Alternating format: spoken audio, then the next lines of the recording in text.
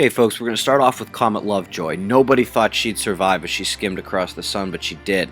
Now, instead of a big coronal mass ejection, we saw little coronal mass ejections coming off the right side of the sun here. It's the western limb, and we saw them all day and all night. They pretty much didn't stop. Luckily, none of them was very big, and none of them coming at Earth. The only thing that maybe came by Earth as Comet Lovejoy passed was this little region right here. Watch it become very dark, become an unstable, little cloud of plasma, and then it releases towards the Earth right there. And we'll run this back a little bit right here so you can see it. This dark part right here becomes unstable and actually lets loose off the sun in somewhat of an Earth-facing position. Luckily, it's a small little cloud. Magnetosphere is getting a bit of a test, doing very well, might I add. You might remember 2 or 3 days ago we had these double Hydra flare and coronal mass ejection coming off the northern part of the sun. Well, these struck our magnetosphere last night. You can see right there where it cuts into a more straight line. It's a slow-moving, dense solar wind stream from that CME. Don't really need to click on any of the heart meters. You can see the fluxgate magnetometer's quiet, and just one little blip on the induction magnetometer where we resounded a bit from the hip. In another day or so, we're going to have this magnetic filament that erupted off the bottom part of the sun right there hit the magnetosphere, and then maybe a day after that a strong solar wind stream from this coronal hole.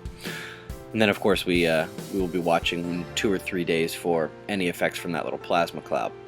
Looking around the world, folks, Russia is having a doozy of a time with their boats here, one near Antarctica and one up near the North Pole. They're probably going to lose them both. This one up near the North Pole caught fire, and it's actually an atomic vessel. There are casualties there. We have increased volcanic activity in Indonesia, and in the Caribbean and Cocos Plates we're seeing stronger earthquake swarms in the Virgin Island region, and over the last day we've seen pretty strong earthquakes on either side of the Caribbean plate, so let's look somewhere in between there for a larger one in the coming days. Folks are saying that there really may be life on Mars, especially underground. Shouldn't really surprise any of you. The S&P cut the rating of 10 Spanish banks.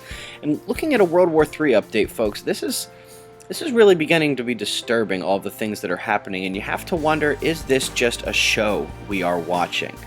You know, they came out and said the crashed drone was looking at nuclear sites. This is what U.S. military officials told CNN.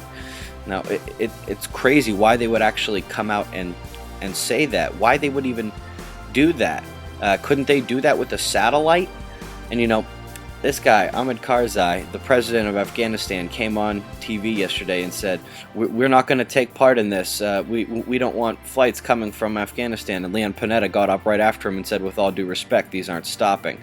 Folks, I really think that you got to keep your eye on this. It really could just be a show. They could have done all this with satellites. No need for a drone. We're really leading up to something big here, folks. Be safe.